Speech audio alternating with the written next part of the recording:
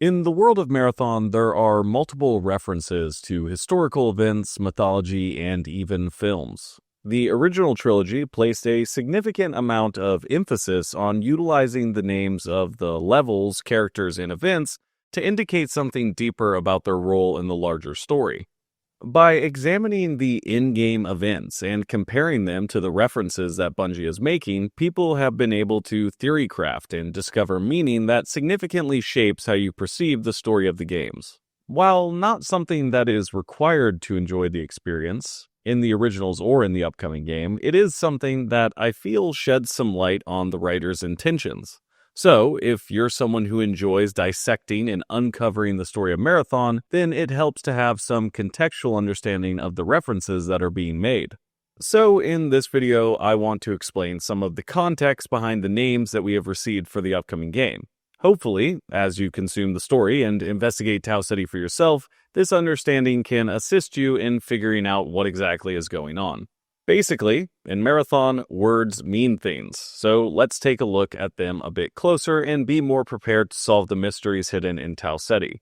These descriptions are going to be concise and only provide some basic correlations to the upcoming game, since it will probably be expanded upon greatly once we know more about the actual narrative.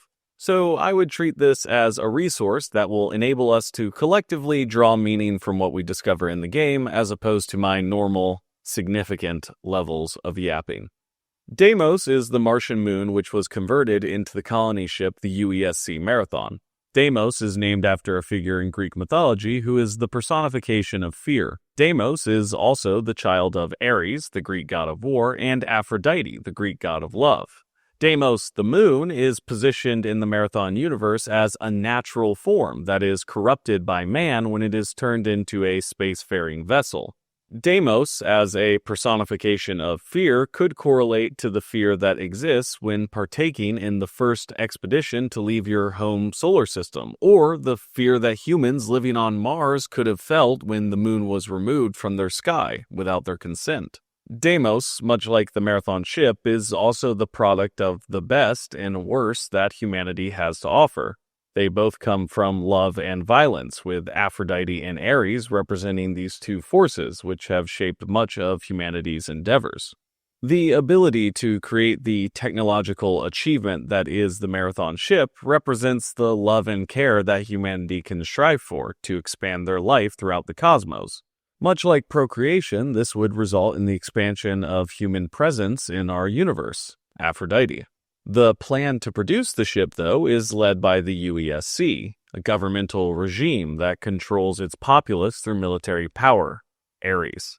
Some sources also state that Deimos was the father of Scylla, a three-headed sea monster that Odysseus encounters in Homer's Odyssey.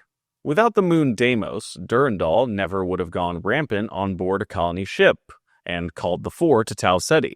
In this way, Deimos could be seen as the precursor to both these entities, which could be viewed as monstrous in their own way. The UESC Marathon ship is named after Marathon, Greece, which is famously known for the battle that occurred there in 490 BC between an invading Persian force and the citizens of Athens. The most common legend that prevails to this day stemming from this conflict involves the Greek messenger Phidippides. It is claimed that following the Athenian victory over the invading Persians, Phidippides ran approximately 40 kilometers from Marathon to Athens to announce their victory before falling dead.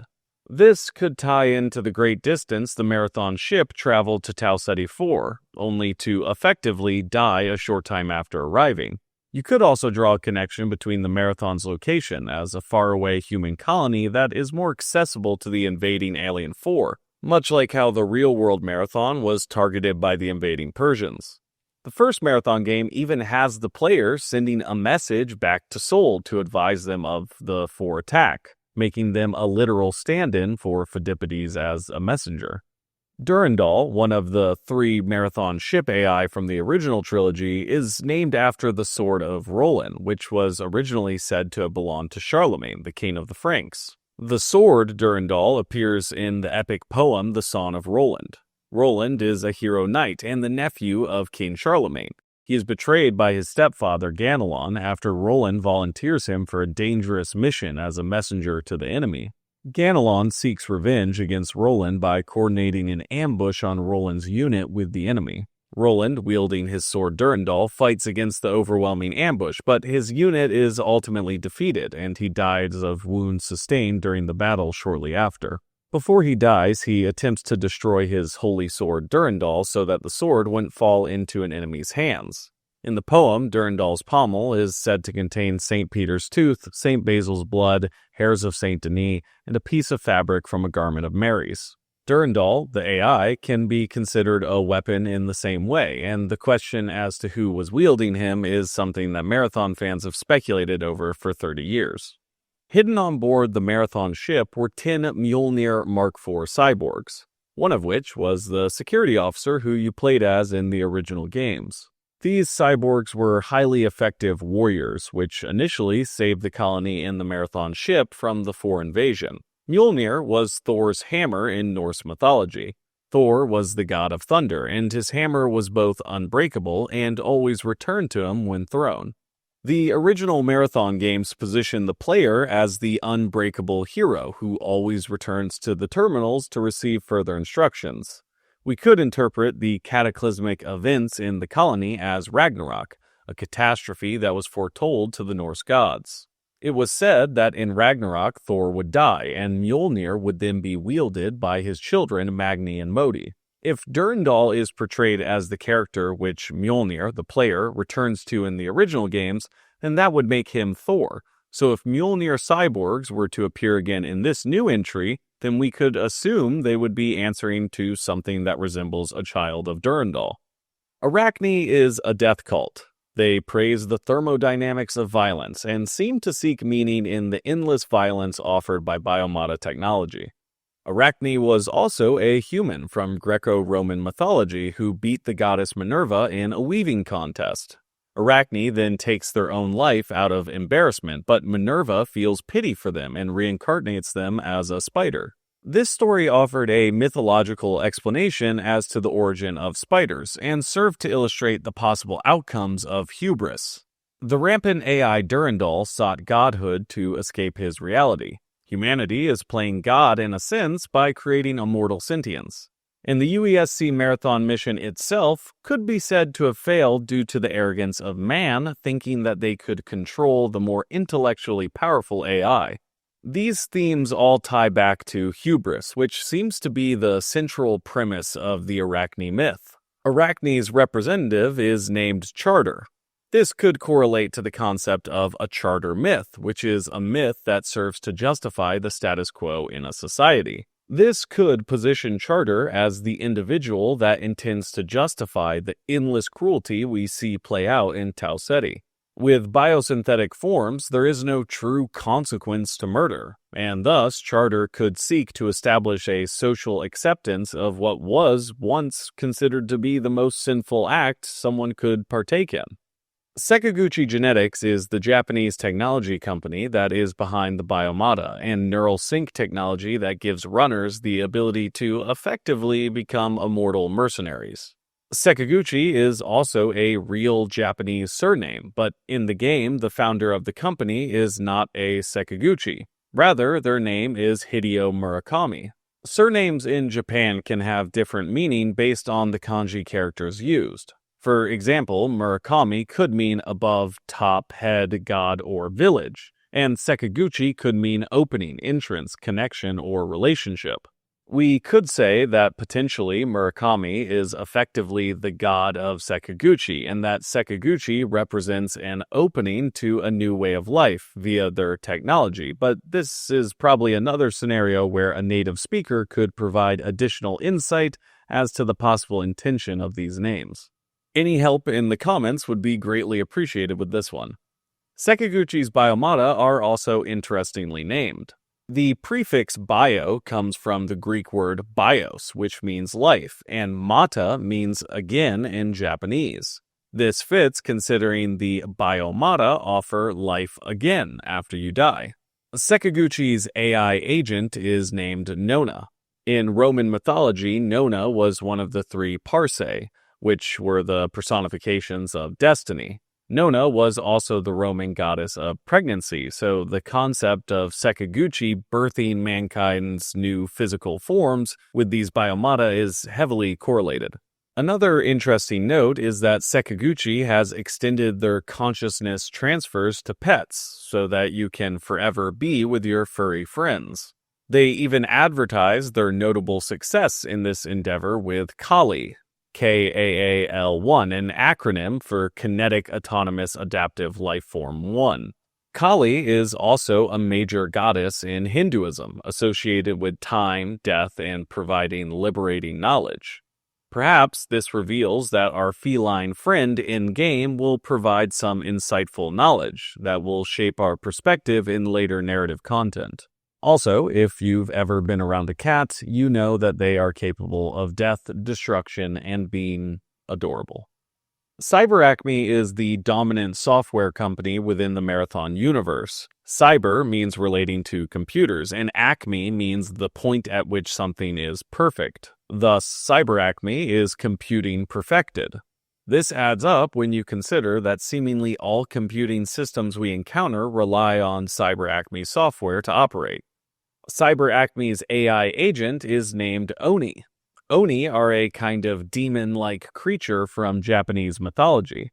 This could possibly relate to the relationship between Sekiguchi and CyberAcme. Perhaps Sekiguchi sees CyberAcme as a threat and competitor in the technology market, and I wonder if we will later see more direct conflict between the two organizations. Nucleoric Agriculture is a megacorporation with the goal of capitalizing on human survival. More people means we need more resources and calories. Nucleoric seeks to solve these issues with technology, and they were a major collaborator for the original Marathon mission. Their AI agent is named Gaius. Gaius was a common Latin first name that originated from a word meaning to rejoice. The feminine version of the name is Gaia, which was also the name of the personification of the earth in Greek mythology. This seems to correlate pretty directly to the megacorporation's interests in creating habitable homes for humans. Traxxas is another corporation that collaborated heavily on the original Marathon mission. They specialize in mining, shipbuilding, and resource-gathering technologies. Their AI agent is named Vulcan. Vulcan is also the name for the Roman god of fire. He is also heavily tied to the fires found within forges and is commonly depicted with a blacksmith's hammer. Traxxas's website featured the tagline, "We build worlds," and in their history section they even referred to the 2300s as, quote, the Forge. Vulcan is connected to both the destructive and constructive nature of fire, much like the immense power that Traxxas the company has. The Vulcan of myth also broke his leg as a young boy, an injury which would cause him to never develop properly. Similarly, Traxxas went through the catastrophe of unleashing the rampant AI Traxxas 4 onto Mars in 2206, an injury to the company's reputation that surely persists to this day. MITA is the Martian political organization named terrorists by the UESC. Their representative is Gantry. A gantry is also a bridge-like overhead structure with a platform supporting equipment. In this way, we could view gantry as the element which enables the tools of MITA to work effectively and accomplish their goals. By recruiting runners to complete contracts, gantry is the bridge that allows MITA to start a revolution. Perhaps a more fitting reference could be to the novel Elmer Gantry. Elmer Gantry is a novel that was written in the 1920s by Sinclair Lewis. Lewis was the first author from the United States to win the Nobel Prize in Literature, and he was frequently critical of American capitalism and materialism. The novel Elmer Gantry is named for the main character, who is a con man that utilizes various religious organizations to swindle his way to power and feed his many vices. The ties between Lewis's political beliefs and the tone of MITA's representative could indicate that there is a stronger symbolic connection to this novel, and I wonder if Gantry in-game will turn out to be more motivated by self-interest as opposed to what MITA truly stands for. Gabriel is one of the colony AI, and we recently saw posters directing colonists to them alongside this creepy image of a biomata-like baby. In Abrahamic religions, Gabriel is an archangel who is the messenger of God. Gabriel announces God's will to man, and in this way we can draw a connection between Gabriel and Hermes. If you watch my video about the environmental storytelling short Marathon put out a few days ago, you'll remember me explaining that one of the images there features a man stabbing another man with what appears to be caduceus. Caduceus in Greek mythology was the staff carried by Hermes. Hermes was the herald of the gods. This image positions the wielder of caduceus as killing a green figure that is then merging itself into 7 separate individuals.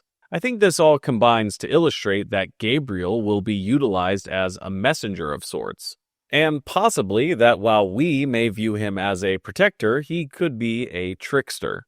And lastly, the colony that was established by the Marathon on Tau Ceti 4 is named New Cascadia. Cascadia is another name for the Pacific Northwest region of Western North America. Bungie's HQ is located within this region in Bellevue, Washington. The root word for cascade means small waterfall, which originates from the Latin word cassus, which means to fall. In this way, the fall of the colony makes a lot more sense. Hopefully, the same does not happen to Bellevue. These are just a handful of relevant terms that I felt would be more impactful with some context. I am sure that there are many more correlations for us to make as we uncover more in the full game, and I'm sure I missed some that are already available. I'm no scholar, or mythological expert either, so if you know any that I missed or got wrong, please let me know in the comments, and hopefully together we can piece together some kind of meaning from this game as a team. I also highly recommend checking out the Marathon Story Pages section on historical and mythological references in Marathon. That'll be linked below, and if you're not already reading the Marathon Story Page on the daily, you are missing out. Alright, have a great day. I'll see you Starside. Insert YouTube outro noise here. Goodbye.